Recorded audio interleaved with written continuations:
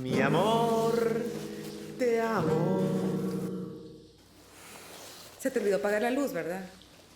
Sí.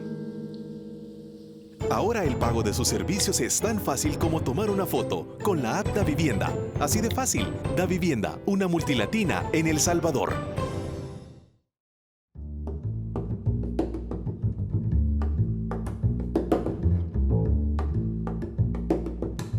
Buenas noches, bienvenidos a un nuevo episodio de Focos. Soy Karen Fernández y estoy en compañía de Alberto Arene y de Saúl Hernández.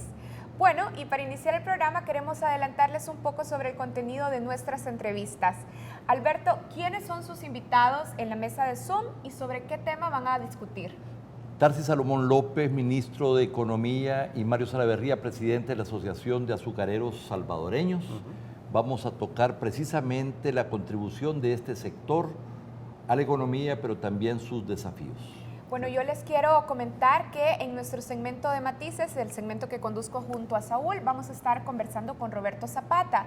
Roberto es el secretario general del Centro de Estudios para la Diversidad Sexual y Genérica de El Salvador, AMATE, y con él vamos a estar conversando sobre las reivindicaciones y demandas pendientes de la comunidad LGBTI, en particular cuáles son las demandas que exigen al Ejecutivo y también al Legislativo y de hecho también al órgano judicial salvadoreño.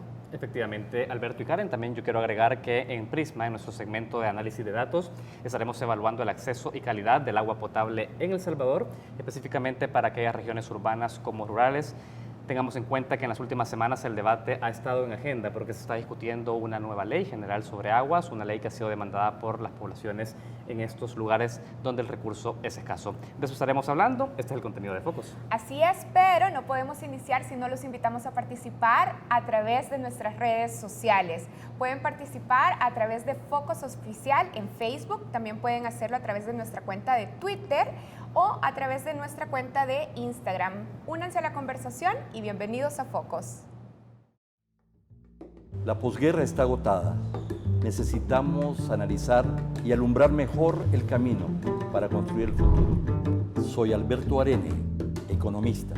No solo somos un nuevo programa de opinión, somos una nueva revista de realidad nacional. Soy Karen Fernández, comunicadora. Juntos formamos un equipo de trabajo independiente y comprometido con este momento de la historia. Somos una síntesis entre madurez y juventud para el nuevo impulso del futuro. Soy Saúl Hernández, politólogo. Bienvenidos a Focos.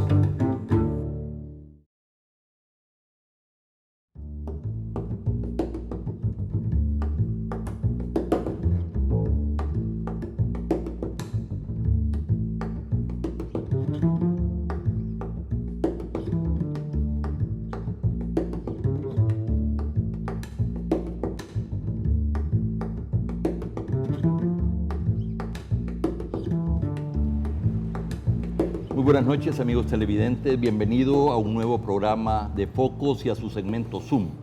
Esta semana se celebró en San Salvador la reunión número 51 del Consejo Internacional del Azúcar, presidida por el ministro de Economía y presidente del Consejo Nacional de la Agroindustria Azucarera, Tarsis Salomón López, con la participación de 90 delegados de 40 países. Nos ha sorprendido positivamente que hoy seamos sede y presidamos la reunión de esa importante y compleja organización mundial. Para hablar de la contribución y desafíos de la agroindustria azucarera, hemos invitado esta noche al ministro Tarsis Salomón López y al presidente de la Asociación Azucarera de El Salvador, Mario Salaverría. Bienvenidos a Focos. Muchas gracias. Muchas gracias, Alberto. Gracias por la invitación. Es un gusto tenerlos para hablar precisamente de uno de los sectores estratégicos de la economía nacional. Comencemos con usted, ministro. Explíquenos brevemente cómo es que el país logró llegar a presidir este importante organismo y celebrar esta reunión en San Salvador. Bueno, primeramente al Salvador se le reconocen varios logros que ha obtenido durante mucho tiempo. Es primera vez que en historia pues, de la organización que sí se le da a El Salvador. Entre lo que más se le reconoce a El Salvador, primeramente es su ley, la ley del azúcar, donde se regula los beneficios entre toda la cadena, lo que son los productores, los ingenios, están representados, hay una institucionalidad que es el Consejo Nacional, y ahí es donde se debaten todas los problemas que puedan tener. Aparte de eso, también se ha logrado ser uno de los países con mayor productividad en la región. Andamos alrededor de un promedio de 235 libras por tonelada molida. En otros países andan en 180, 200. Bueno, te digo un promedio es porque hay algunos ingenios que ya llegan a más de los 250 libras, ¿verdad? Y esto, entiendo, ha sido un promedio que se ha logrado en los últimos 15, exactamente, 16 años. por bastante inversión en innovación, en las tecnologías, en la diversidad de las semillas, en fin. Otro de lo que se le reconoce mucho a nivel mundial es en la OIT, somos líderes en erradicar el empleo infantil, menores de 18 años, hasta el 92-94%. Así que también como en la sociedad había un déficit hace muchos años del 36% de la vitamina A, y todo el azúcar de que El Salvador pues lleva su vitamina A y hemos logrado reducirla a un 3% de déficit.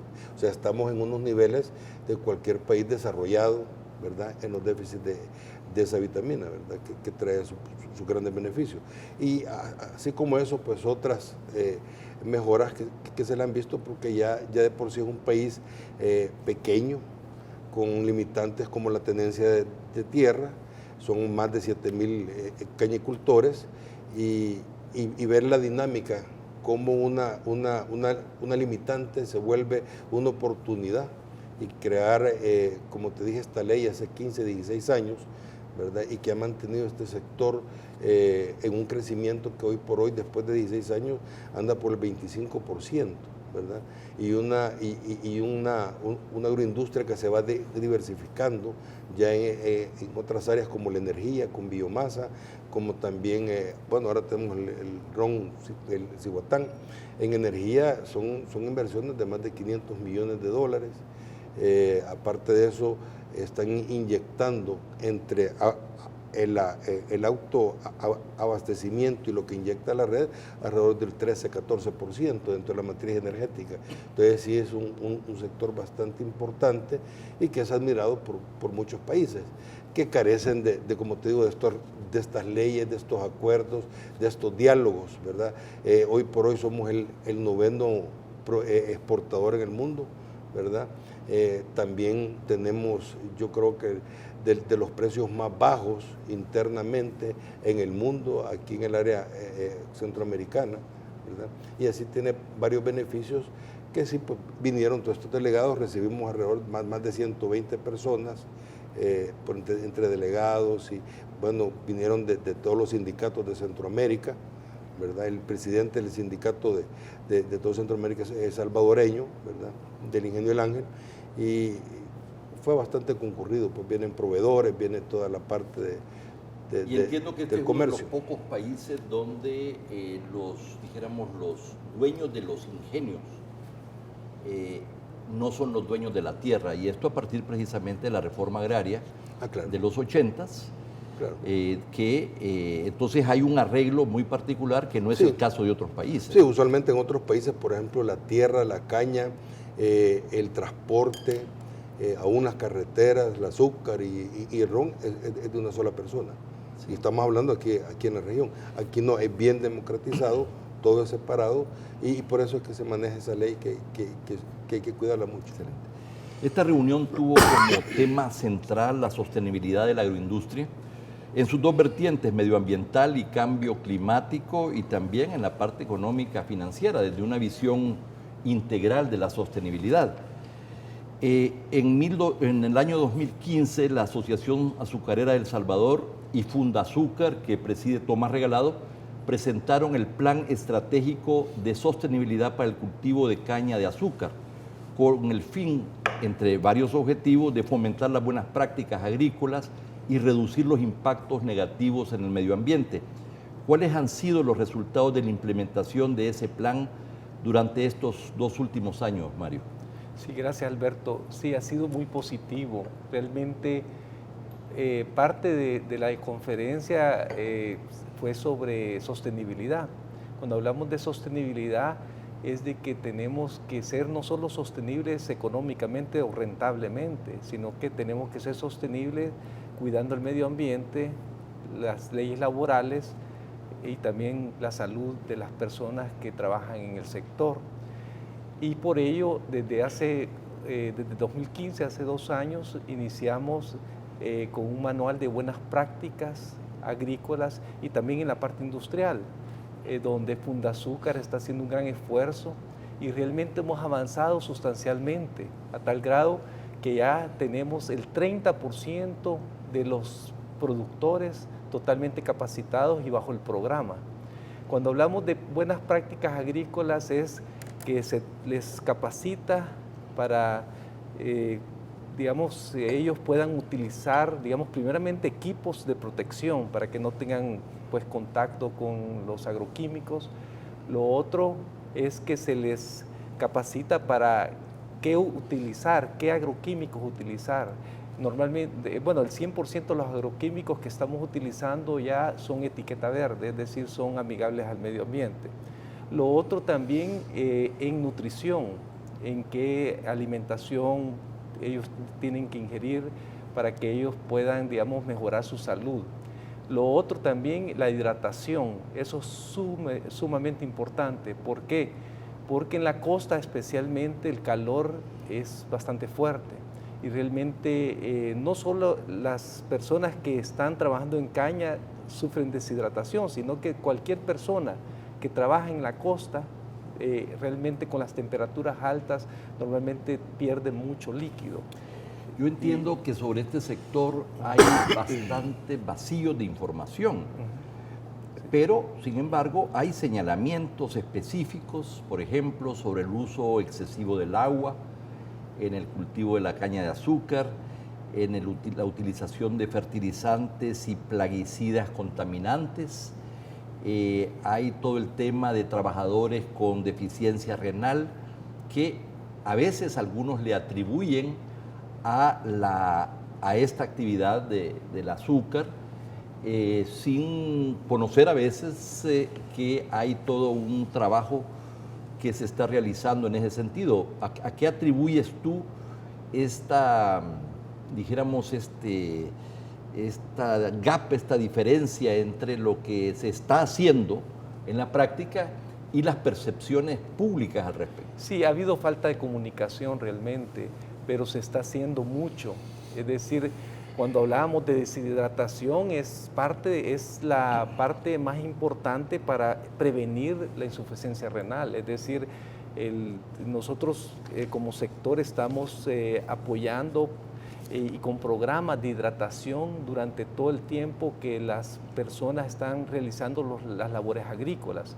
Es decir, se les da descanso, trabajan 1 hora, 15 minutos de descanso y realmente son prácticas que para evitar ese tipo de enfermedades, porque realmente las personas pierden mucho líquido. Entonces, el origen último de esta problemática de deficiencia renal tiene que ver en el problema de la hidratación. Sí, definitivamente. Lo otro, con los agroquímicos igualmente, estamos trabajando en que se utilicen solamente agroquímicos que son amigables al medio ambiente. Cuando hablamos de etiqueta verde, es verdes porque son bastante, digamos, son permisibles, pues, y son plaguicidas o agroquímicos que no generan problemas en el medio ambiente. Sí, tal vez te quisiera aclarar algo. Dentro, por ejemplo, en este foro que tuvimos, se trajo algunas experiencias de otros países que han adelantado mucho en los temas de riego y la utilización del agua. Aquí han llegado hasta por goteo los sistemas, o sea, hay mucho intercambio en esa tecnología. Con respecto a la hidratación y todas las prácticas que se están dando, hay una mesa con los trabajadores en donde se están viendo las buenas prácticas y el bienestar de ellos. Y ahí hay algunas cortas que se están dando en horas de la tarde y hay otros que han llegado hasta horas de la noche. ¿verdad? Precisamente para no estar bajo el sol y que no se vean tan afectados con la deshidratación, ¿verdad? Eso es algo que hay que comentarlo. También dentro de la desinformación se habla mucho de que es un sector monopólico o oligopólico, pero cabe mencionar que el gobierno tiene participación en 4 de los 6 ingenios, hay en algunos que tienen hasta el 39% de participación, o sea, es codueño de esos ingenios, o sea que no es tanto así que todo es privado, y eso es lo interesante también, así como te estaba hablando que la tierra, hay mucha gente que alquila tierra para sembrar caña, entonces la tierra, la caña, el transporte, el ingenio y aún el ingenio, sus ingresos y todo, lo comparte con el gobierno, ¿verdad? Entonces, si tú ves, es una cadena que tiene bastante democratización y reparto de esa creación de riqueza, que es lo que debe de ser. Esta es una cadena de valor compleja, ¿verdad? Claro. Y rentable en diferentes etapas o en las diferentes partes de la cadena. La agroindustria se ha diversificado, es ahora la más competitiva, la más productiva de Centroamérica. Han invertido 500 millones para convertir el bagazo en electricidad. El ingenio La Cabaña produce ahora el ron Cihuatán. Y usted logró la apertura del mercado chino, a quien ahora vendemos miles de toneladas de azúcar. Sí, afortunadamente se abrió el mercado en septiembre del 2014, después de un viaje que logramos hacer con algunos sectores, sector industrial, café, azúcar, allá a Ginebra, a la OMC, a estar hablando con las embajadas. Ya en diciembre fue el primer pedido, en el 2015 se logró exportar al mercado chino, que había estado cerrado por años, las primeras 100.000 toneladas, y en este momento se acaban de ir otras 50.000, o sea que, y es uno de los mayores compradores a nivel mundial, ¿verdad? Y lo último que hemos hecho en abrirle los mercados no solo al azúcar, sino que a los demás, es el Tratado de Libre Comercio con Corea del Sur, ¿verdad? Donde por primera vez en 50 años, tanto al café como al azúcar le dieron ingreso inmediato con cero arancel y sin cuota, ¿verdad? Eso es muy importante porque muchas veces al café, al azúcar y a otros productos les ponen cuota, tanto te puedo comprar. Aquí no fue un acceso directo, estamos hablando de azúcar cruda, que es la materia prima. Sí, yo quiero reconocer ese trabajo, Alberto, ya que el azúcar es altamente distorsionada en el mundo y regulada. Es decir, todos los tratados comerciales que hemos firmado con los diferentes países, el azúcar ha quedado excluida y ha quedado solo bajo un régimen de cuota. Es decir, con Estados Unidos, con Europa, con Taiwán. Entonces, realmente el ministro, al conocer, al entrar él al ministerio, realmente se dio cuenta de esta situación que tenemos azúcar, pero realmente los mercados son altamente protegidos. Entonces él se ha dado a la tarea de buscar en los tratados, en las negociaciones, abrir el mercado para poder nosotros lograr exportar nuestro azúcar. Y realmente eso ha sido bastante positivo, ya que, como él menciona, este tratado, por ejemplo, de Corea, es el primer tratado que va a negociar El Salvador donde el azúcar va a quedar libre. Es decir, vamos a poder exportar el azúcar que querramos a Corea del Sur. Actualmente Corea del Sur importa 2 millones de toneladas al año. Es decir, va a ser un mercado muy importante para El Salvador. Bueno, pero esto supone que vamos a tener oferta para exportación, eso supone que vamos a aumentar la producción y exportación de azúcar y me imagino que no tenemos tantas posibilidades de hacerlo, dado que ya no hay más tierra o no hay mucho más tierra para hacerlo. Ahí se dependería de aumentos de productividad, de eficiencia, etc. Realmente todavía tenemos mucho margen para aumentar productividad. Actualmente, cuando tú estabas hablando del agua, realmente actualmente dependemos del agua lluvia. Definitivamente no es que estemos, digamos, explotando el agua o utilizando agua de landa. Es decir, la industria azucarera está dependiendo en gran medida del invierno. Pero, sin embargo, tenemos un potencial muy grande de que si logramos invertir en riego para que en el verano podamos regar, así como menciona el ministro, con alta tecnología, con riego con por goteo, que no ocupa mucha agua, realmente podríamos aumentar nuestra productividad agrícola en un 30%.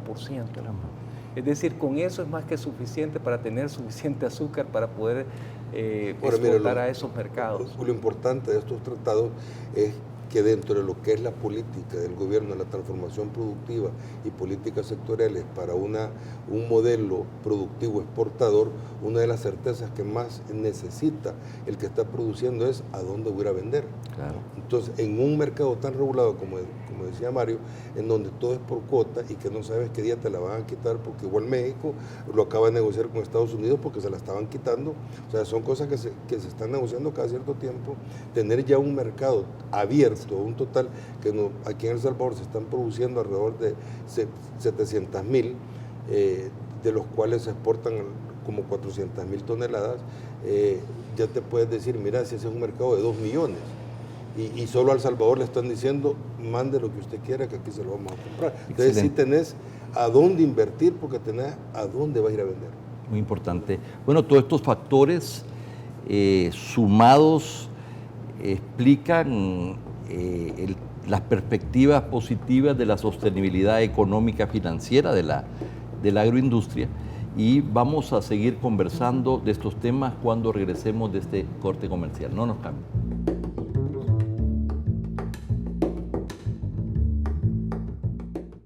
Cuando la vida y la salud de las mujeres está en riesgo, la familia salvadoreña se une. Apoya los 4 casos de interrupción del embarazo. Actúa ahora. Seguimosunidos.com.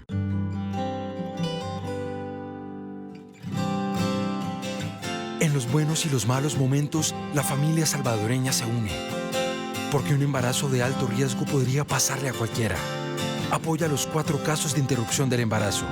Actúa ahora. Seguimosunidos.com.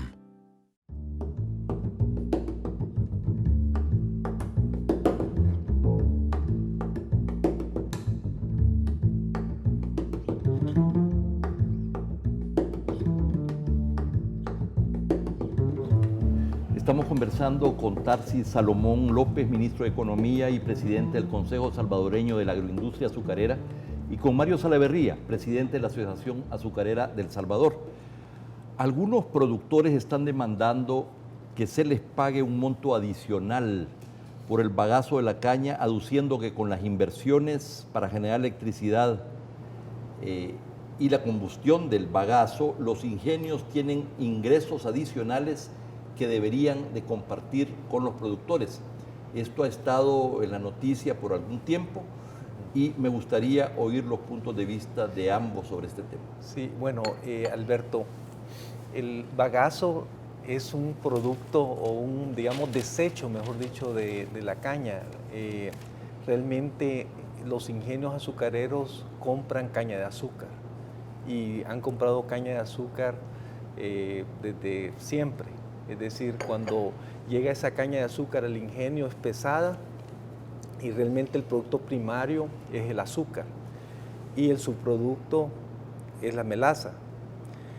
El bagazo realmente toda la vida se ha ocupado para autogenerar o para generar energía eléctrica. Los ingenios, si no fuera por la autogeneración de energía eléctrica, no fuera viable la industria azucarera. Si te tuvieran que comprar energía a la red nacional por el precio, por el valor, no sería competitiva la industria azucarera. Pero cuando se hizo la ley y se negociaron pues con los productores y con todos los actores, el sector, los ingenios no habían hecho todavía estas inversiones enormes para el desarrollo. Sí, realmente eléctrico. Habían inversiones. Lo que sucede es de que era solo para autogeneración. Ya. Entonces lo que hicieron los ingenios fue invertir en mejorar sus calderas, sus equipos, ser más eficientes. Posteriormente, con esas inversiones, hubieron ya excedentes de energía y los excedentes de energía son los que se comercializan en la red nacional. Pero el 60% de la energía que se produce en un ingenio es para autoconsumo. Ya. Entonces, toda la vida se ha producido energía en los ingenios. Prácticamente desde los años 50, los ingenios han siempre invertido en producir su propia energía. porque realmente es una energía más competitiva para poder producir el azúcar. Ahora, mira, tal vez lo que yo quisiera aclararte en esto es que el problema no es tanto si es el bagazo o no es el bagazo, es verdad. El problema es ingresos, ¿ok? O sea, cuando alguien tiene toda su validez y todo su derecho de pedir un poco más o ver cómo se le está pagando, tiene todo su derecho. Entonces, dentro de lo que es la ley azucarera, del azúcar, que se hizo a 15, 16 años, ahí ya te dice, te mandata que tenés que hacer un estudio técnico, ¿verdad? Que el cual te va a servir como una herramienta para determinar tus ingresos. Cuando se hizo la ley, se establecieron ingresos, el reparto de ingresos entre el productor y el ingenio. El productor es 54.5 y el otro el 44.5 por el estilo.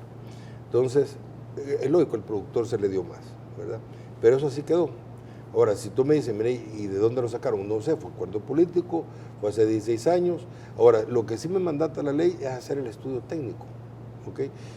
Y eso es lo que estamos haciendo. Hay un nuevo estudio. Sí, el único estudio. El único, nunca se ha hecho. Entonces, ¿qué es lo que pasa? Que ahí en el CONSA están tanto las gremiales de los productores, ¿verdad?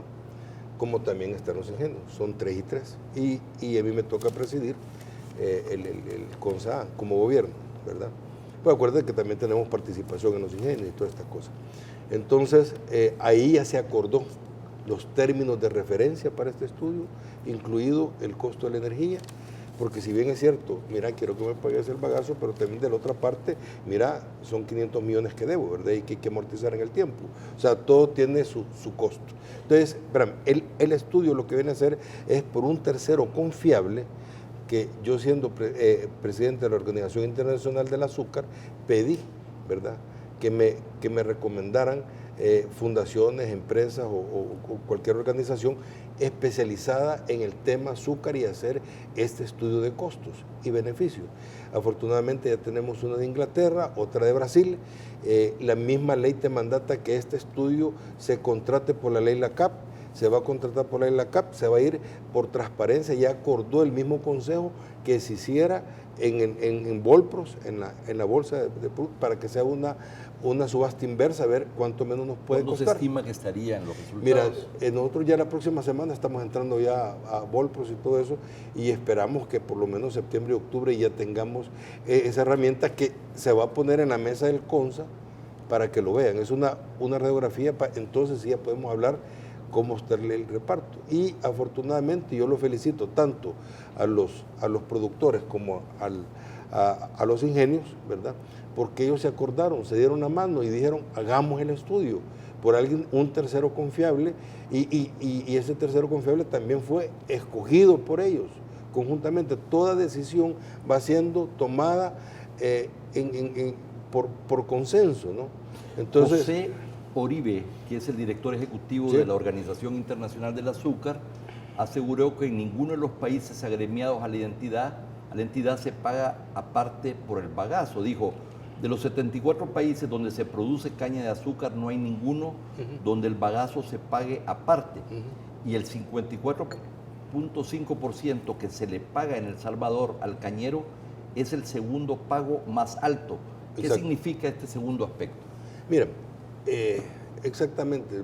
También de esos 74 países no todos tienen la misma naturaleza que nosotros tenemos, ni las restricciones ni limitantes que nosotros tenemos, ¿verdad? Y precisamente por eso también El Salvador es muy admirado, porque ya hablamos de la productividad, somos el 9º exportador en el mundo, y todavía y la productividad enorme, la diversificación, y todavía te quedas, mira, y sos el segundo país que paga mejor. O sea, por eso es que se hizo aquel evento, por eso es que la gente hicieron visitas de campo, o sea, hubieron ruedas y todo, y ruedas aún con productores, para entender qué era lo que estaba pasando. Entonces, si bien es cierto, no se paga, yo vuelvo y te digo, lo que queremos revisar es los ingresos, el reparto de ingresos. ¿ok? Porque eso es lo que te va a dar el estudio. Porque mira, hoy va a ser bagazo, mañana va a ser otra cosa. Cabe aclarar que todos los ingenios, por ejemplo, en el último que se hizo en el Ángel, la inversión de biomasa no solo quema bagazo de caña, tiene la capacidad de quemar otras plantas, por ejemplo, tenés otra biomasa en algunas textileras que traen materia prima que es de árboles y todo eso, de Guatemala, igualmente. O sea, el día de mañana hay ingenios que pueden solo no terminar lo del bagazo, también traer de otras partes planta y la fibra natural para quemarla. Ahí en Guatemala no solo te queman bagazo, allá se han ido para carbón también. Entonces los ingenios ya te producen con carbón y claro que aquí carbón no queremos meter, ¿no? Esta semana le dediqué mi columna de opinión precisamente a la agroindustria azucarera, a su contribución y desafíos. Estudiando el sector me llamó la atención no solamente que somos sede de esta importante organización, de esta importante reunión, pero también los datos duros de contribución de la agroindustria azucarera de El Salvador a la economía. La agroindustria azucarera representa el 2.6% del Producto Interno Bruto, estamos hablando de más de 1.200 millones de dólares, 6% del Producto Interno Agrícola, 8.3% del Producto Interno del PIB industrial, 6% de las exportaciones tradicionales y 4.2% de las totales, 2.6% de los impuestos recaudados, y yo me equivoqué en mi columna porque dije que representaba 4.2% de la generación eléctrica nacional, pero conversando y viendo los datos me dijeron que representa el 13% de la generación eléctrica nacional, considerando precisamente la autogeneración. La autogeneración. Que no la sacas de la red. Sí, 50.000 empleos directos y 180.000 empleos indirectos. Exacto. Esto es una contribución muy importante a la economía nacional que normalmente no se conoce o no se conoce suficiente. Mario, tú has sido un testigo y un actor privilegiado de esta evolución en los últimos 20 años, presidente de la Asociación Azucarera por 2 periodos para un total de 12 años, presidente de Azucareros del Istmo Centroamericano, representante de El Salvador ante la Organización Internacional del Azúcar, fuiste ministro de Agricultura durante 5 años en la presidencia de Antonio Saca. Es decir, tú has vivido esta evolución. ¿Cómo ves tú? ¿Qué es lo que ha permitido, después del punto de partida de una industria, dijéramos, donde las tierras fueron tomadas y distribuidas para los trabajadores, que bueno, tenía rendimientos importantes hasta finales de los 70, pero ahora se produce mucho más de lo que se producía entonces? ¿Cuál es tu valoración de esta evolución del sector y a dónde está la clave de lo que está? Bueno, primero es la organización. Somos un sector bastante organizado donde estamos bastante integrados en cadena productiva. Eso es bien clave para lograr, digamos, transferir tecnología, para lograr crecimiento en productividad, estar integrados. Lo que ha sucedido es que desde el año 1992 llegamos a un acuerdo que fue el primer estudio que se hizo para la distribución de ingresos entre productores e ingenios, pero fue un estudio que se hizo de manera, llamémoslo de hecho, de manera privada, en la cadena productiva, no por ley. Entonces ahí donde se definió que el 54,5% de los ingresos era para el productor y el 45,5% era para el ingenio. Posteriormente se inició el pago de caña por calidad. Cuando hablamos por calidad es por libra producida por cada agricultor, porque antes se pagaba por peso. Entonces era bien injusto el sistema porque se estaba igual a un productor que producía 250 libras que a un productor que producía 150 libras. Entonces realmente teníamos que premiar al eficiente. Entonces los ingenios invirtieron en mucha tecnología, importaron variedades de caña de alta productividad, instalaron laboratorios en los ingenios para purificación varietal. Entonces, con todo esto, modernizaron las plantas azucareras, es decir, los ingenios. Con todo esto, para que tengas una idea, pasamos de 158 libras por tonelada de caña a 235 libras por tonelada de caña en cuestión de 10 años. Entonces, ahí es donde hemos dado un salto de calidad como sector. Es decir, los ingenios apoyan al productor no solo, digamos, con tecnología, sino que con financiamiento, con asistencia técnica. Entonces, ha sido un sector bastante organizado, bastante integrado, donde hemos hecho un esfuerzo conjunto, tanto los productores como los ingenios, ya que acá, por la tendencia de tierra, realmente nosotros estamos claros que hay que apoyar y no podemos cambiar esa, digamos, la reforma agraria. Es decir, hay cooperativas en el sector cañero muy exitosas.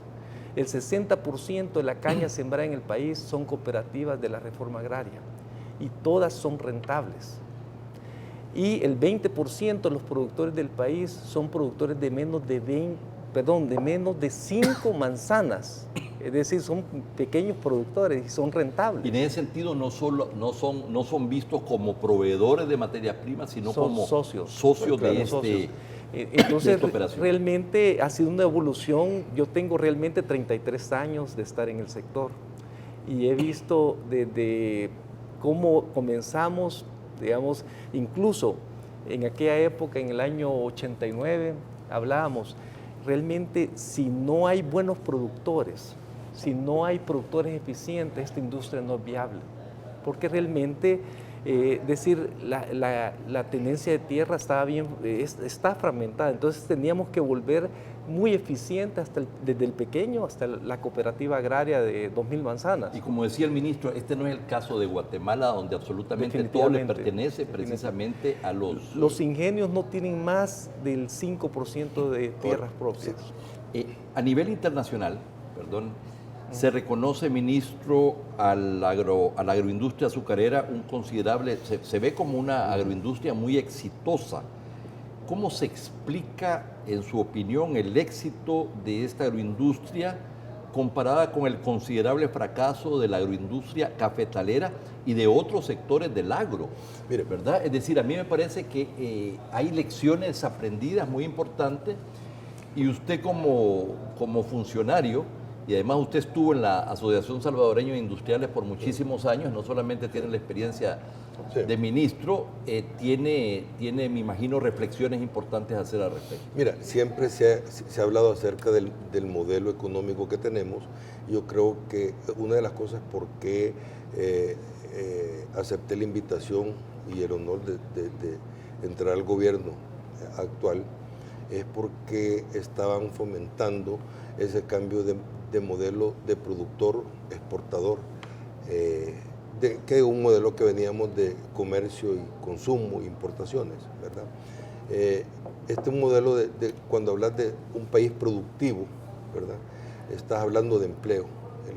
Lo primero que te da es el empleo. Esta es una industria, una agroindustria que, como él estaba mencionando, tiene su marco legal que le da certeza jurídica, le da una protección, un fomento para que esto vaya creciendo, ¿ok? Donde, como hemos dicho, están los productores, están los ingenios, está el comercializador, está toda la cadena, que si esta ley, ese marco jurídico lo tuviéramos en el café, fuera otra cosa. Tuviéramos esa protección, ¿verdad? Fuera otra cosa. ¿Qué pasaría si, por ejemplo, los productores de café supieran, ¿verdad?, que ellos tienen que abastecer por obligación, como en el caso del azúcar, tener 400.000 o 300.000 toneladas en inventario y ellos son los únicos que tienen que proveerle al país, ¿verdad? Cualquiera puede traer azúcar de donde quiera, pero le sale bastante cara, ¿verdad? Entonces, ¿qué pasa si nosotros empezamos a consumir lo que producimos por ley, como es el café? Si querés un colombiano, tómatelo, pero te va a salir muy caro. ¿Por qué? Porque estamos cuidando lo que producimos, a nuestros productores y nuestras familias que están empleadas para que no estén marginando. Entonces, este es un modelo que le dio esa certidumbre, ¿verdad? Que rompe con lo que hemos estado hablando, que aún en Estados Unidos se está rompiendo la famosa globalización y el consenso de Washington, que todo libre mercado se abre y a lo que nos enfrentamos es una desindustrialización y una migración masiva, ¿verdad? Que ese es el cambio de modelo que se ha propuesto con la política de transformación productiva, que se identificaron los sectores que son competitivos a nivel mundial y a eso le estamos dando todos los apoyos y todos los incentivos, fomentos y acompañamiento para que se vayan diversificando, innovando, dando más tecnología para ser más competitivos. Ahorita el Ministerio, desde el año pasado ya traemos una revisión, ¿verdad?, de algunos aranceles, que eso causó un bombazo, ¿verdad? Pero en realidad yo tengo márgenes para tocar unos aranceles, ¿verdad? Según la OMC, porque no podemos seguir desindustrializando y estar generando desempleo en el país. Yo tengo que darle como gobierno una certeza jurídica. Volvemos, que el que produce va a saber a dónde venderlo, no a dónde se va a ir a matar con los precios. Porque de repente tenés que un producto chino viene y se queda en una esquina y lo que a ti te cuesta producirlo $15, lo están vendiendo ahí a 10. Y tú dices, ¿cómo? Claro, son otros incentivos, subsidios y prebendas que les dan en otros países que aquí no los tenemos. Me parece muy importante esta conversación, estos elementos de análisis para entender que hay buenas prácticas y que han dado resultados en el caso precisamente de la agroindustria y el azúcar, y que estas lecciones se pueden recoger para otros sectores. Quiero agradecerles su presencia esta noche a ambos. Gracias. Muchas gracias. Muchas gracias, Alberto. Gracias. Y muchas gracias, amigos televidentes, por estar en sintonía. Vamos ahora a oír el segmento PRI. Buenas noches.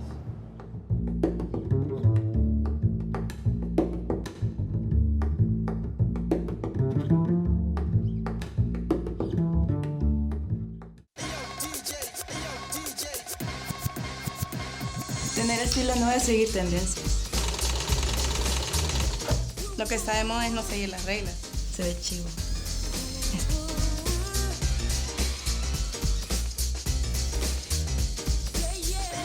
Reciclar, Reinventar. reutilizar. Eso está de moda.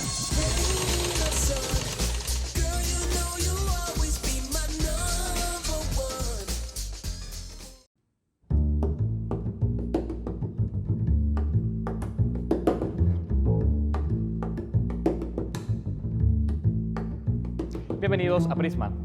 La gestión del agua cobró atención el pasado 14 de junio cuando Arena, acompañado por otros partidos políticos, presentó la propuesta de Ley Especial Integral de Agua ante la Asamblea Legislativa. La Ley de Aguas lleva 8 años esperando su aprobación para ofrecer a la población soluciones que mejoren el acceso y la calidad del agua en El Salvador. Pero, ¿por qué urge aprobar esta ley?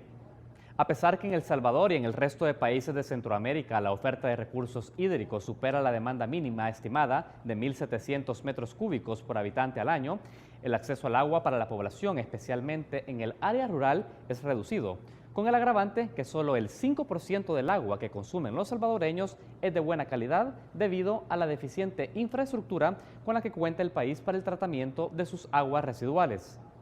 Ahora, ¿de dónde proviene el agua que consumimos? El 73% del agua que circula en nuestro país proviene de lo que se conoce como escorrentía superficial y está constituida en su mayoría por las precipitaciones acumuladas entre mayo a octubre.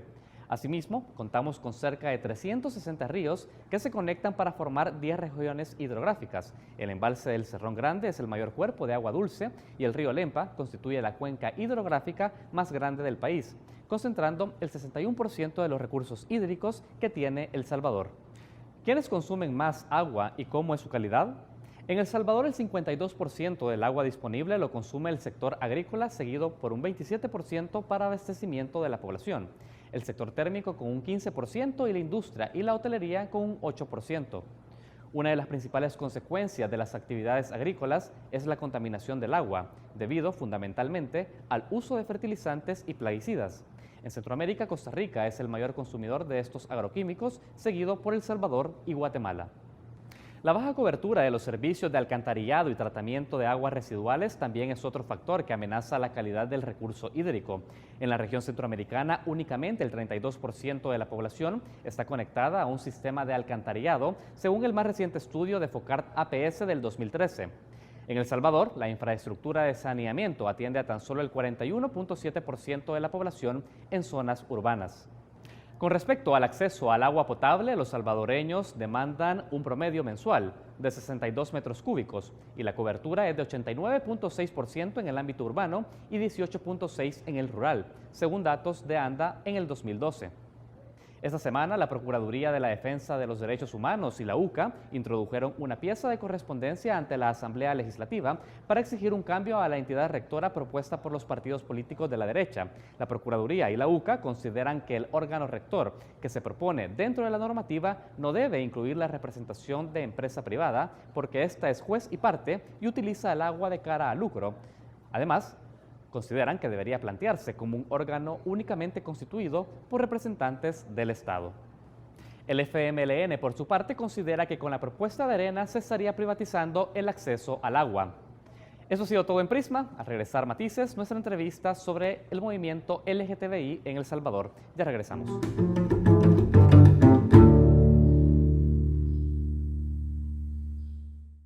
Usted estuvo en París, ¿verdad? Usted no fue a Guatemala. Daniel Rodolfo, no más mentiras. Aquí dice en el estado de cuenta. Usted viajó hace 15 días a París y se gastó $8,000 en una tienda de tecnología. ¿Qué? Y mira al niño en lo que trabaja. ¡Qué pecado! Para evitar fraudes, ahora puede reportar su viaje y recibir notificaciones de sus compras desde la app Davivienda. Así de fácil. Davivienda, una multilatina en El Salvador.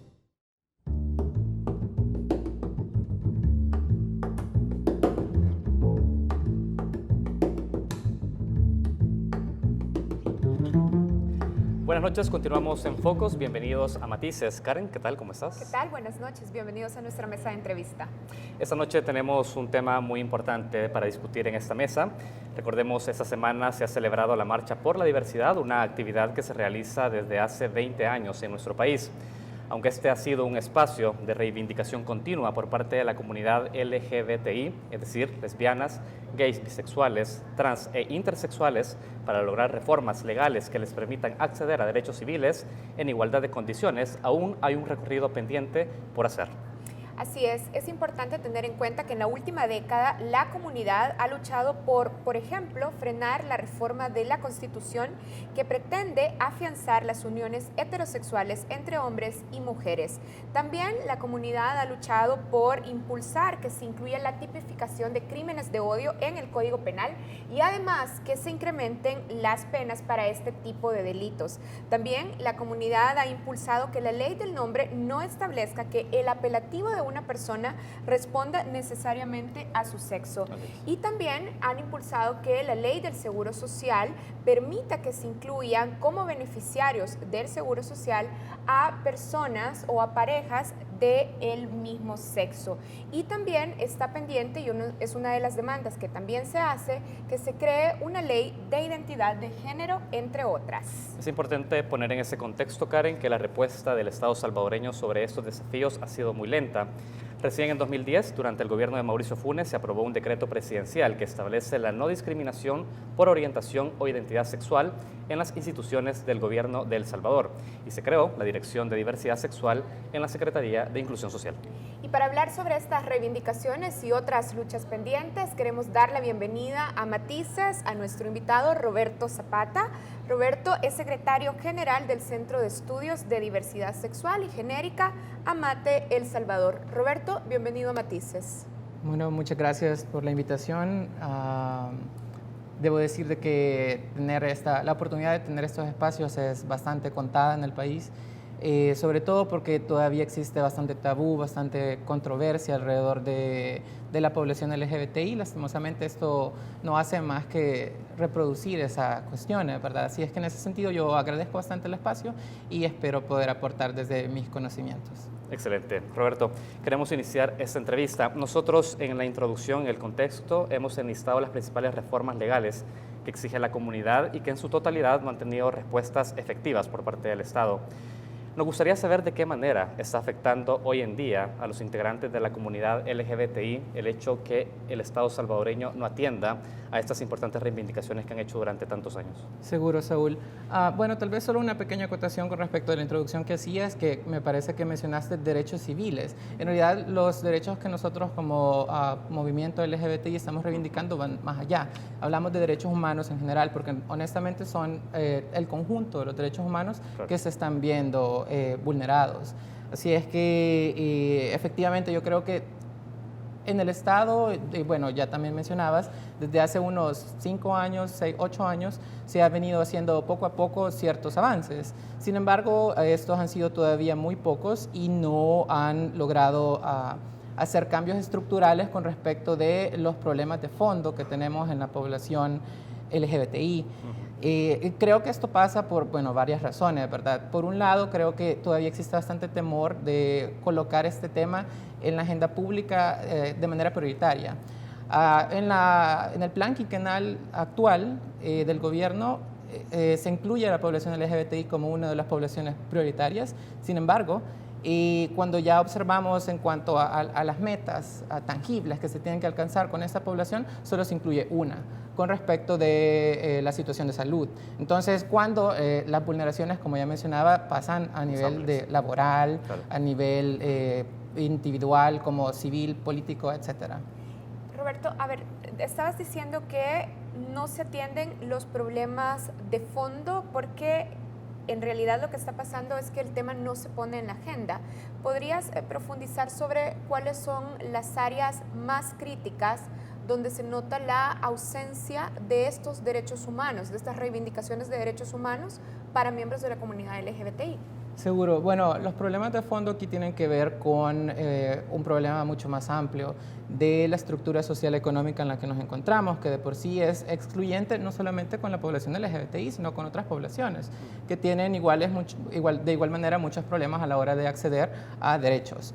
Entonces, en el caso específico de la población LGBTI, bueno, ustedes ya los mencionaban, una de las cosas que más afecta, por ejemplo, a las personas trans es el problema de su identidad de género, que no es reconocida de manera legal, y eso le presenta un montón de obstáculos a la hora que, por ejemplo, quieran pedir un trabajo, que incluso quieran acceder o continuar sus estudios formales, o etcétera, en distintos ámbitos. También con respecto de las personas que tienen, bueno, lesbianas, gays y bisexuales, que como también ya mencionabas, por ejemplo, no tienen los mismos accesos laborales cuando se trata de seguro social o AFP. A mí me llama bastante la atención de que, por ejemplo, se habla bastante de la reforma del sistema de pensiones y muy poco se habla del heterosexismo que existe en todas las propuestas que están sobre la mesa. O sea, ninguna contempla la posibilidad de ampliar los derechos hacia personas del mismo sexo, a pesar de que muy probablemente muchas se encuentran laborando formalmente en las empresas o en el sector público. Roberto, sabemos que los desafíos, atenderlos, no solo pasa por una decisión ejecutiva de la presidencia, sino, sobre todo, muchas de ellas pasan por la aprobación de todos los partidos representados en la Asamblea Legislativa, o por lo menos las mayorías calificadas. Sí. ¿Ustedes han identificado qué actores están teniendo incidencia en la decisión de los partidos políticos en El Salvador, en la Asamblea Legislativa, para frenar el avance acelerado de las reivindicaciones de la población LGTBI en El Salvador? Sí, honestamente existe dentro de la Asamblea Legislativa un grupo, o bueno, varios grupos que son conservadores, que es muy gracioso porque de pronto en ciertos temas se pueden poner de acuerdo, pueden estar encontrados, pero cuando se trata de cuestiones como el matrimonio igualitario, como la identidad de género, se ponen de acuerdo, o el aborto, ¿verdad? Porque esto también pasa en otros aspectos. Entonces, sí existen estos grupos que como que quisieran continuar el status quo y no ampliar los derechos, una cuestión que se trata de derechos humanos, que nos deberíamos de tener, o los deberíamos de tener todas las personas por igual. Y lastimosamente a veces cuando se trata de justificar el por qué no quieren continuar con esto, recurren a cuestiones de fundamentalismo religioso, porque lastimosamente una de las tantas cosas que se respetan en este país es la laicidad del Estado. Entonces, sí existen estos grupos, yo creo que no hace falta ahondar, todos los conocemos, y de pronto los que son más progresistas, de pronto, tal vez en la izquierda, se quedan como con medias tintas, entonces tienen todavía temor de querer decirlo de manera abierta. Excelente, tú dices, no es necesario detallar a estos actores, pero a nosotros nos interesa poner en la mesa qué está pasando. Seguro. ¿Es solo la Iglesia Católica, es solo la Iglesia en el país el actor que está teniendo incidencia, o hay otros sectores, otros grupos que están también generando esa incidencia contra los avances de la comunidad? No, bueno, de hecho en el país existen incluso ONGs que están dedicadas a proteger la familia tradicional y que en ese sentido están financiadas por grupos poderosos en este país, entonces económicamente poderosos. Y esos son unos de los que tienen incidencia, además de las iglesias más conservadoras en el país, porque no son todas las iglesias, pero sí hay, bueno, ya mencionaste la Iglesia Católica, pero también hay iglesias evangélicas con cierto poder que también tienen incidencia al respecto. A ver, en 2007, el entonces arzobispo de San Salvador, Fernando Sáenz Lacalle, impulsó una campaña para que la Asamblea Legislativa ratificara la reforma constitucional que prohibiría la unión entre personas del mismo sexo. Es importante decir que esta reforma lleva más de una década sin lograr avanzar dentro de la Asamblea Legislativa. ¿Será que ha ocurrido algún tipo de cambio en la relación que tiene el movimiento LGBTI con la Asamblea Legislativa o con la Iglesia Católica? ¿Sigue siendo la Iglesia institucionalmente determinante para frenar estas reformas? Sí, yo creo que todavía juega un papel importante. Ahora bien, yo creo que sí han cambiado las cosas a como lo eran hace 10 años, como ya mencionaste. Y creo que sobre todo ahora existe una mayor visibilidad de la población LGBTI de los problemas que van mucho más allá de simplemente exigir el matrimonio igualitario. Yo creo que a veces solo se usa este tema como un chivo expiatorio para ocultar cuestiones que realmente son mucho más relevantes para la población en general. Y casualmente siempre se utiliza cuando se va acercando el periodo electoral. Entonces, esto, honestamente, a mí lo único que me hace pensar es que se utiliza con fines electoreros y no tanto así para lo que ellos mencionan, que es proteger la familia tradicional o etcétera. Entonces, creo que, como ya mencionaba, ahora existe mayor visibilización, un poco más de sensibilización dentro del Estado, no tanto en la Asamblea Legislativa, pero sí en el gobierno. Entonces, y eso permite que tal vez ya la correlación no se preste tanto para este juego, aunque no tampoco queda descartado que lo sigan usando. Roberto, quiero volver sobre una respuesta que dabas hace un par de minutos. Decías que los grupos progresistas se quedan a medias tintas en el apoyo a la comunidad LGBTI. ¿Podrías profundizar en esto que ya decías? Seguro.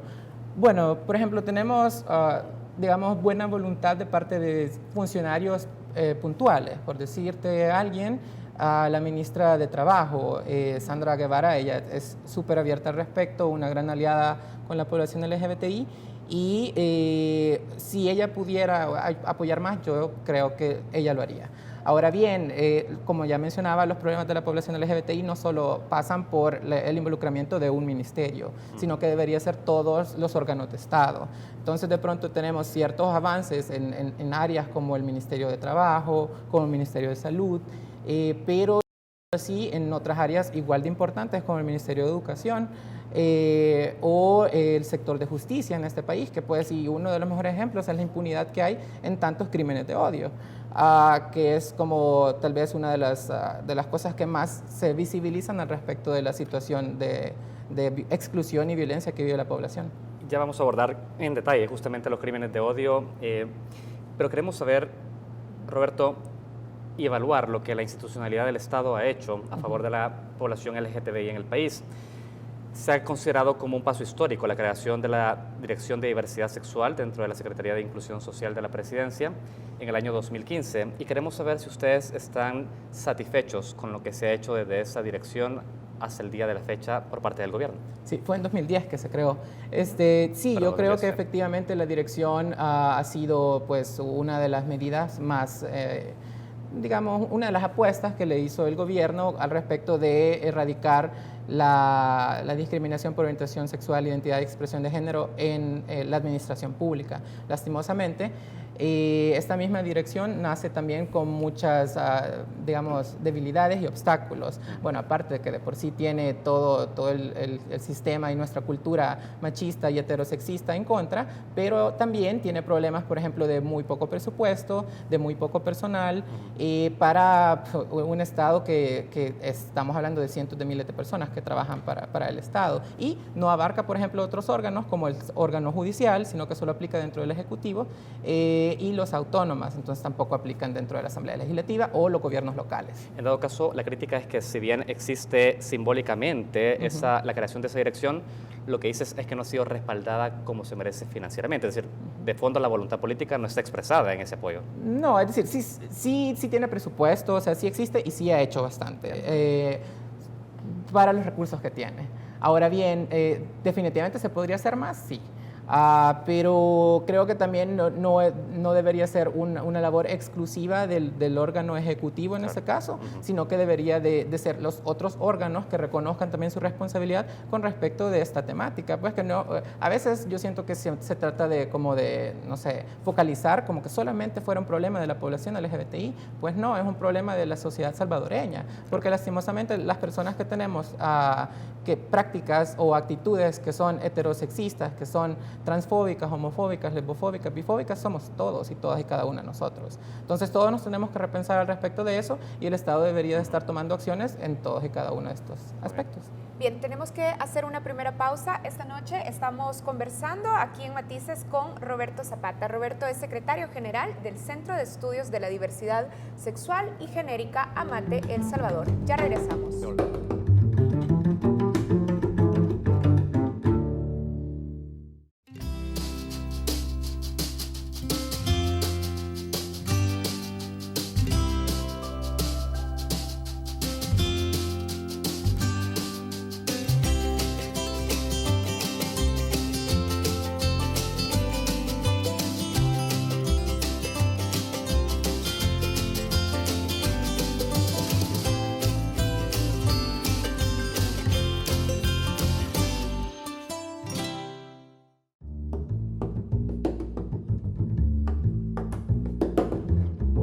Gracias por continuar en Focos. Seguimos en la entrevista Matices. Esta noche se encuentra en esta mesa Roberto Zapata, secretario general del Centro de Estudios de la Diversidad Sexual y Genérica AMATE El Salvador. Queremos recordarles que semana tras semana, desde Focos en nuestra cuenta en Twitter, @FocosTV, publicamos una pregunta para que puedan interactuar sobre el tema de la entrevista. En esta ocasión, la pregunta ha sido: si observas en tu lugar de trabajo que se discrimina a una persona por su orientación sexual, ¿qué harías? En Twitter encontrarán las opciones y estaremos publicándolas también al final de este programa. Karen. Así es. Bueno, volvemos a la mesa de entrevista con Roberto. Roberto, hasta el 2015 se reportaban al menos 541 casos en la Fiscalía General de la República. Estos crímenes fueron reportados como homicidios culposos, pero por el movimiento, por la comunidad LGBTI, han sido considerados crímenes de odio. ¿Cuál es la situación actual de este fenómeno? Sabemos que también desde la comunidad se ha abogado para que se tipifiquen como crímenes de odio y no como simples homicidios culposos. ¿En qué contribuiría esto? Sí, bueno, aquí hay mucha tela que cortar. En septiembre de 2015 se reformó el Código Penal para reconocer los crímenes de odio como tales, incluso por razones de orientación sexual e identidad de género. Sin embargo, después de este periodo, ya casi 2 años, contamos docenas de crímenes por odio que terminan en un asesinato, porque crímenes por odio no solamente son aquellos que terminan en un asesinato, y todavía no ha habido ningún tipo de judicialización con respecto de alguno de los casos. Pero solo para que aclares, cuando dices que no todos terminan en asesinatos, ¿qué otras figuras podrían existir bajo el término crímenes de odio? Sí, es decir, es que un crimen de odio es cuando se ataca a una persona por una razón específica. En este caso puede ser por orientación sexual, identidad de género. O sea, la agresión como tal es... Exacto. Entonces, por ejemplo, si alguien viola a una chica lesbiana, pues de forma correctiva, ese es un crimen de odio, Claro. y no, aunque no haya terminado en la muerte.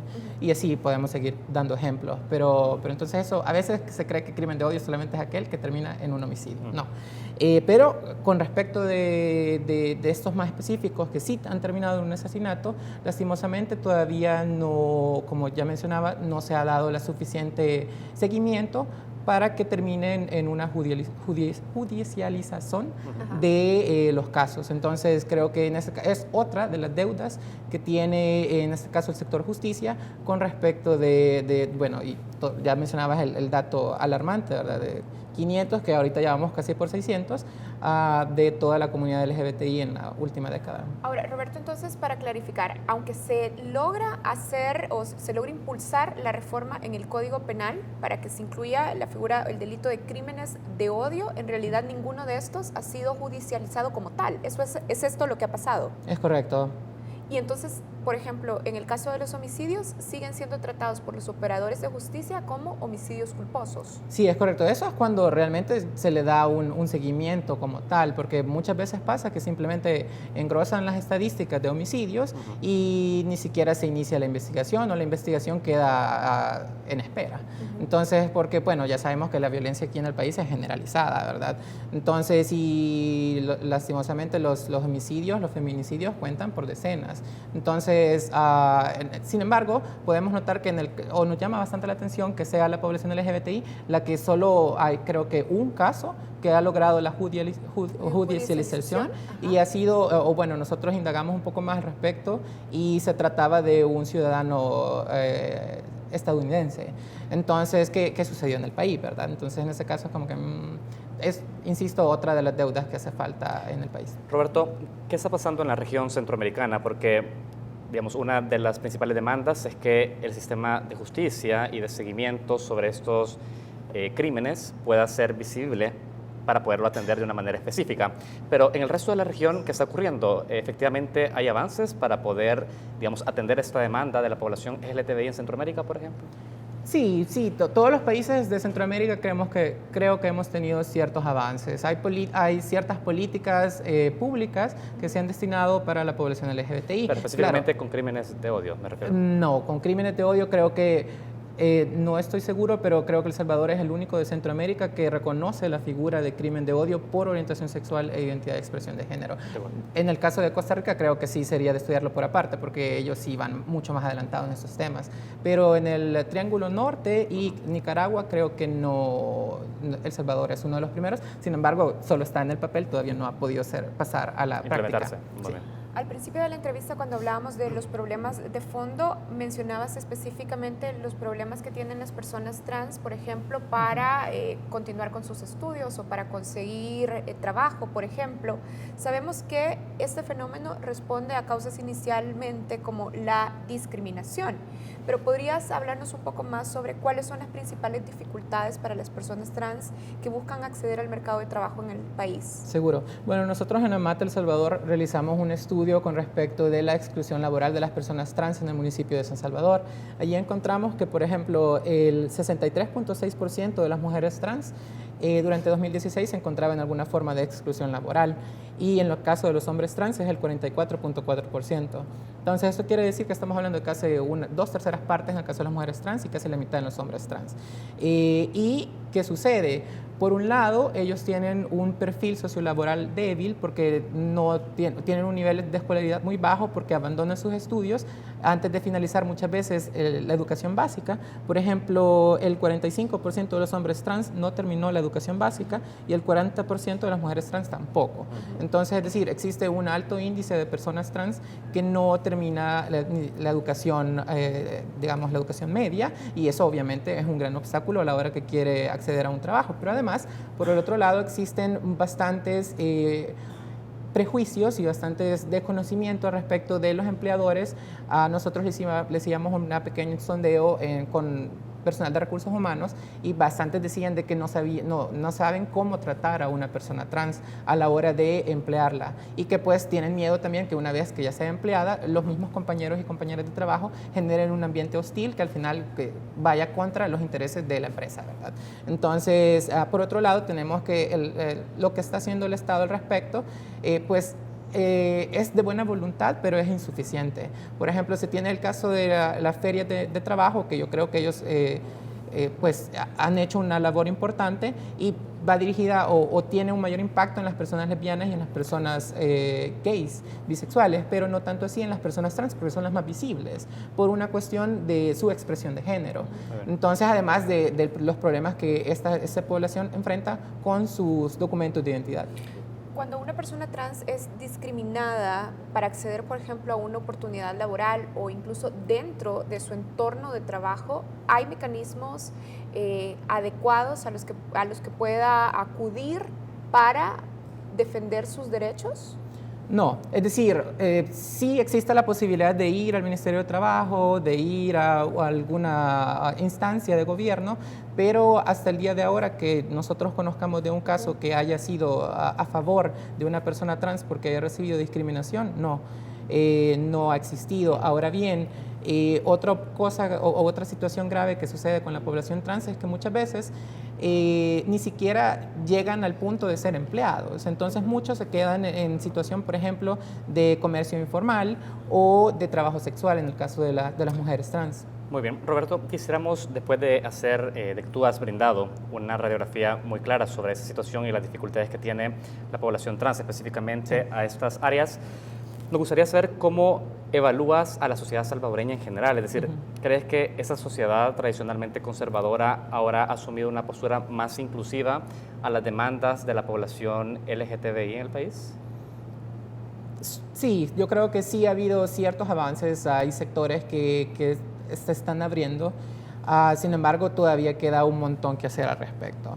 Y yo creo que el hecho de que haya cada vez más visibilización, que se vayan ganando espacios como este, por ejemplo, hace que las personas reflexionen. Es un proceso que a veces conlleva tiempo a entender cómo funciona el género y la sexualidad cuando va más allá de las versiones dominantes que se nos han implantado a todos y cada uno de nosotros en nuestras formas de pensar. Es decir, nuestro sistema educativo, bueno, el Estado, los medios de comunicación en general, siempre tienden a canalizar las cosas como que solo hay una binariedad, como que solo hay hombre y mujer. Y cuando ya se habla de diversidad sexual, se cree que se está atentando contra algún tipo de moral o contra algún tipo de cultura. Claro. Y entonces creo que en ese sentido nos hace falta todavía bastante, pero sí hay ya avances en ciertos sectores. ¿Y a qué le atribuís vos esos avances en la visibilización del tema? Bueno, acá debo decirle que muy probablemente seamos el movimiento LGBTI. Bueno, yo relativamente soy nuevo, pero hay personas que ya tienen décadas de estar trabajando para ver cómo se hace una incidencia y una mayor visibilidad al respecto de todas aquellas y cada una de las identidades, orientaciones sexuales, expresiones que son disidentes contra las normas dominantes. Muy bien. Hemos visto en el ciclo, desde que se comienza a organizar el movimiento y la demanda en la sociedad, el factor organizativo ha sido importante para poder tener, digamos, músculo ante la sociedad y al Estado. ¿Cómo ha sido esa dinámica? Por ahí puedes explicarnos cuáles fueron a lo largo de estos años esos elementos que permitieron fortalecer la organización y la demanda. Seguro. Bueno, aquí en el país el movimiento LGBTI nació en la posguerra. Veníamos saliendo de la guerra civil y estábamos en este auge de hablar de derechos humanos, democracia. Entonces se empezaron a conformar los primeros grupos de hombres gays, mujeres lesbianas y personas que tal vez en ese entonces se denominaban travestis, pero que eran mujeres trans. Y estos grupos empezaron a politizar cada vez más alrededor de una situación que ellos toda su vida habían tenido que conllevar, que era la exclusión, la violencia y la discriminación. Entonces, viendo también otros las experiencias, digamos, de otros países, decidieron organizarse por un lado, pero también volverse públicos. Entonces fue ahí que nació esta cuestión de la marcha y que año con año, desde 1997, se ha conllevado para ese mismo, para visibilizar que existen personas que salen de los cánones, digamos, que se nos han hecho creer que son los naturales.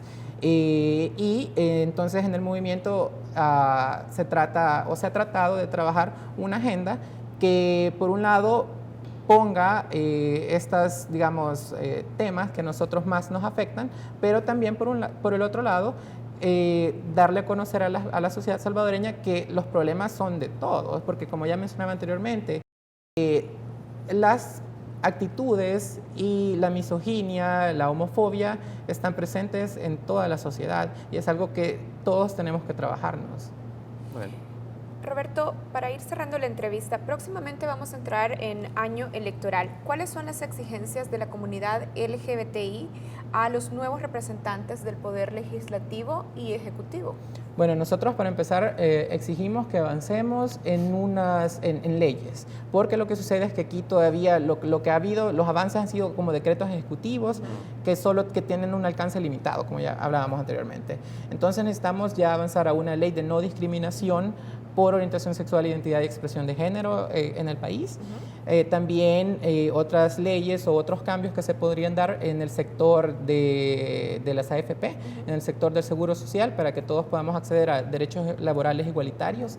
Y bueno, más específicamente siempre con la Asamblea, hablar de la ley de identidad de género, que es muy importante, que a este país es una deuda con miles y miles de salvadoreños y salvadoreñas. Tradicionalmente en el plano legislativo ha sido el FMLN el que ha apoyado las reivindicaciones o ha abierto el espacio por lo menos para que se presenten las demandas de la comunidad LGBTI.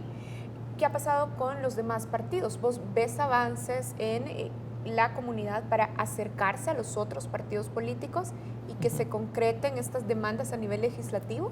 Pues no tanto así como partidos, sino en algunos casos bien puntuales, como por ejemplo el caso de Johnny Wright, que creo que todo el mundo lo conoce, que él sí ha mostrado apertura a hablar con la población LGBTI, a hablar temas como el matrimonio igualitario o la ley de identidad de género. En el caso del partido FMLN, como ya mencionabas, es con el que tal vez sí desde una línea un poco más partidaria se maneja el tema del apoyo, pero en los otros partidos todavía se sigue tratando como un tema secundario que va a venir después cuando ya se avance en otros temas que según ellos son la prioridad. Roberto, tenemos que cerrar la entrevista, pero nos gustaría que puedan adelantarnos cuáles serán las acciones a tomar por parte del movimiento, del colectivo, para poder impulsar estas reformas legales que están pendientes y que tú has señalado que son, digamos, las claves. Sí, bueno, mencionarles que mis compañeras trans y compañeros trans que están organizados ya han conformado una mesa por la ley de identidad de género en El Salvador.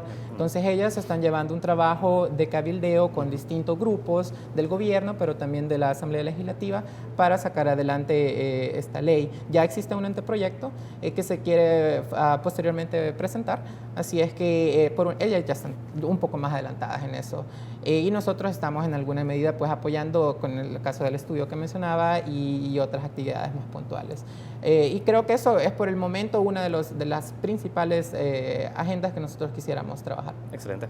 Bueno, muchas gracias a todos los que nos han seguido en este espacio de entrevista en Matices. Esta noche ha estado en nuestra mesa Roberto Zapata.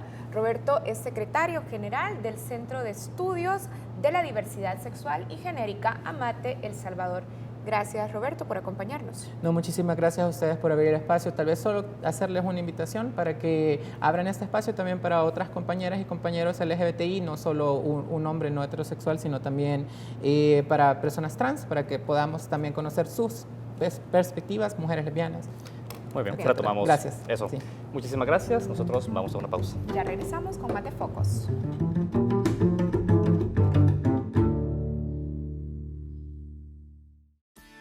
¿Qué hacen realmente las AFP por ti?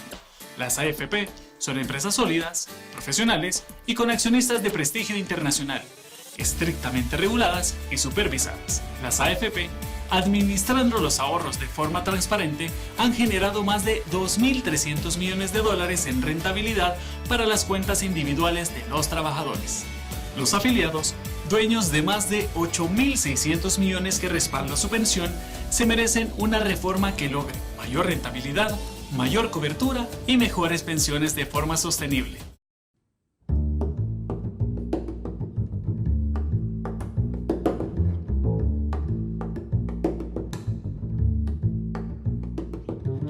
Buenas noches, continuamos en Focos. Bienvenidos a Reflejos, el espacio de análisis internacional de Focos. En los últimos días, el Congreso de los Estados Unidos ha lanzado advertencias al gobierno de El Salvador que encienden las alarmas sobre la relación bilateral entre ambas naciones. En su cuenta de Twitter, el congresista republicano Marco Rubio advirtió el pasado jueves que el apoyo de El Salvador a Nicolás Maduro tendría impactos en la relación con Estados Unidos, luego que El Salvador se abstuviera de acompañar una iniciativa impulsada en la OEA para condenar la situación crítica en el país suramericano. Horas después, ese mismo día, se conoció sobre la solicitud de al menos 14 congresistas republicanos y demócratas que instan al Departamento del Tesoro de los Estados Unidos a investigar a José Luis Merino, actual viceministro de Relaciones Exteriores de El Salvador y líder del FMLN, por sus supuestos vínculos con grupos criminales. Hoy analizaremos la situación con Cristina López, investigadora salvadoreña residente en Washington, con estudios en políticas públicas de la Universidad de Georgetown. Los invito a verlo. Gracias, Alberto, Karen y Saúl, por la invitación. La administración de Trump no tiene, digamos, una política internacional que esté viendo hacia Latinoamérica. La política internacional de Trump ahorita tiene muchas otras cosas en la mesa. Pensábamos que en México sí, pero tampoco ha sido, por lo menos en los primeros meses, un factor determinante. La política internacional de Trump está concentrada en China, está concentrada en Asia, está concentrada en el Medio Oriente. Pero, digámoslo así, a la administración de Trump no le interesa Latinoamérica. Por lo tanto, el presupuesto, lo que normalmente se tiene como los billones de dólares en asistencia y cooperación internacional que iban destinados a Latinoamérica sin preguntar mayor cosa, a eso estábamos acostumbrados en la administración Obama. En este momento eso se abre un gran signo de pregunta. Si van a seguir por lo menos esta cooperación abierta sin conectarla, digamos, a otras condiciones. Normalmente la cooperación internacional se condiciona a ciertos factores. Se está empezando a cuestionar si no se lucha contra la corrupción en Latinoamérica, específicamente en el Triángulo Norte, ¿cómo es posible que se le siga dando tanto dinero a estos países? Entonces, de ahí viene un poco el interés en empezar por lo menos, a escudriñar un poco las finanzas, escudriñar un poco se va tratando la corrupción, porque de lo contrario va a empezar a haber voces llamando para que se corten este tipo de programas, porque van a cuestionar el mal uso que se hace de estos fondos. El tuit de Marco Rubio no solo es una amenaza política, es una cosa que debería de preocupar a Cancillería en El Salvador y a recalcular cuáles son los beneficios que recibe de esta alianza con Venezuela. No es tanto el tema de la ayuda, sí lo pone a El Salvador en una posición sumamente incómoda, porque a la hora de que Estados Unidos está tabulando y haciendo, digamos, cálculos diplomáticos en los términos más simples, al tabular aliados y no aliados, El Salvador va a parecer como un gobierno no aliado. Y eso, más que la ayuda económica prometida en el corto plazo, digamos, en la última conferencia, lo que afecta y lo que pone en peligro es pensar en la cantidad de compatriotas que viven en este país y en lo difícil que se ha puesto ahorita la política migratoria y en lo complicado que ese tema va a ser durante todo el resto de la administración Trump. Lo que pone en peligro, en mi opinión, lo que está haciendo de una manera bastante ingenua e imprudente la diplomacia o la Cancillería en El Salvador, es que está desestimando a uno de los aliados más grandes que tenemos en la región, en América. Y el problema es que los afectados van a ser gente que vive aquí, que depende del favor, digamos, de Estados Unidos para mantener a sus familias. Entonces, a la larga, yo no termino de entender, y no termina de entender, digamos, por lo menos aquí la gente que estudia las relaciones internacionales entre países, lo que no terminan de entender es qué tanto está ofreciéndole Venezuela al gobierno salvadoreño como para que quiera, digamos, portarse como niño malcriado ante una de las alianzas más importantes que tiene en la región. Recordemos que en juego hay temas mínimos como el TPS, que para muchos no es mínimo, pero que es mínimo aquí en Estados Unidos, tanto desde eso como cooperación internacional, como deportaciones masivas, como incluso podría ser sanciones. O sea, estamos hablando de un tema en el que El Salvador es pequeño, pero que continúa saliendo y llamando la atención en políticas públicas por las razones incorrectas. Lo que vuelve diferente este nuevo interés, digamos, si se le quiere llamar así, y me refiero a este nuevo interés en específico con la carta que mandó un grupo de congresistas al Departamento del Tesoro pidiendo la investigación de José Luis Merino. Esto sí viene a cambiar las cosas porque, primero, nunca antes el Ejecutivo le ha negado una petición de este tipo al órgano legislativo. Y segundo, esto, en mi opinión por lo menos, es más fuerte que solo Marco Rubio. Marco Rubio, digamos que antes no es que tuviera problemas de credibilidad, pero digamos que tiene una agenda política bastante trazada que lo conecta bastante a equipos y a partidos e intereses de derecha en Latinoamérica. Entonces hubiera sido bien fácil, por mucho que sus intereses en investigar a José Luis Merino tuvieran mérito, hubiera sido muy fácil desestimar su interés en una pura agenda política. Pero lo que vuelve esto más interesante y por lo menos más preocupante para el FMLN y para José Luis Merino, definitivamente, es que esta propuesta ya viene acuerpada por los dos lados, tanto por representantes demócratas aliados con grupos de intereses de izquierda, como puedo pensar en la representante Torres, que es de ascendencia guatemalteca y representa a California, y siempre ha estado bastante, digamos, alineada con intereses de izquierda. Ella es parte de las personas que están firmando esta carta. Entonces, ella lo hace desde el punto de vista de su agenda anticorrupción en Latinoamérica. Y creo yo que para Latinoamérica esto, o sea, viene a ser un llamado de atención para que veamos que si afuera hay interés en limpiar la casa, si afuera hay interés en ayudarnos, por lo menos con esa purga de miembros del gobierno que tienen lazos con narcotráfico e intereses corruptos, vale la pena despertar, porque no hay tanto interés dentro de Latinoamérica, en mi opinión, en investigar estas cosas como lo hay en Estados Unidos. Bueno, buenas noches y fue un placer y me tienen aquí cuando quieran.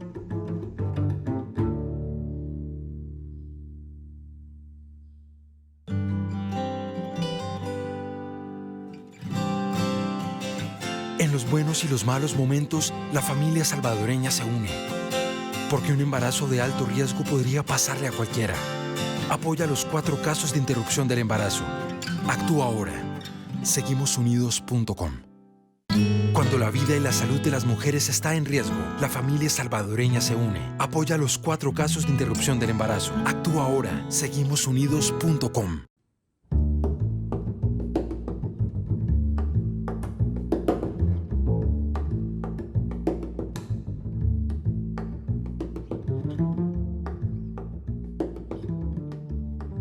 En el corazón de la ciudad de San Salvador, en el Parque Cuscatlán, se encuentra el Monumento a la Memoria y la Verdad, el cual contiene un permanente mensaje hacia la sociedad salvadoreña para no repetir los errores del pasado. La Comisión de la Verdad recomendó a la Nación la construcción de un monumento en memoria de las víctimas civiles de violaciones a los derechos humanos acaecidas durante el conflicto armado de la década de los años 80. Pero fue la sociedad civil la que asumió esta tarea de verdad, justicia y reparación, cuando diversas instituciones constituyeron el Comité Pro Monumento, que se dedicó a gestionar el espacio físico, los fondos necesarios y la ardua tarea de recabar los nombres de miles de personas. Luego de grandes esfuerzos, finalmente, en el año 2003, se logró hacer realidad este sueño, cuando centenares de madres presentes en el Parque Cuscatlán enfloraron el nombre de sus hijos. El monumento de granito negro está constituido por un muro de 100 metros de largo, donde están inscritos 30.000 nombres de hombres y mujeres, víctimas civiles de violaciones a los derechos humanos, un lugar que permite a miles de madres y familiares tener un espacio donde recordar y rendir homenaje a sus seres queridos. En eso se ha convertido este importante espacio de memoria, enclavado en el corazón y en la conciencia social de El Salvador. El Monumento a la Memoria y la Verdad, aula abierta para el aprendizaje de las nuevas generaciones que sueñan con una sociedad de paz, justicia y equidad.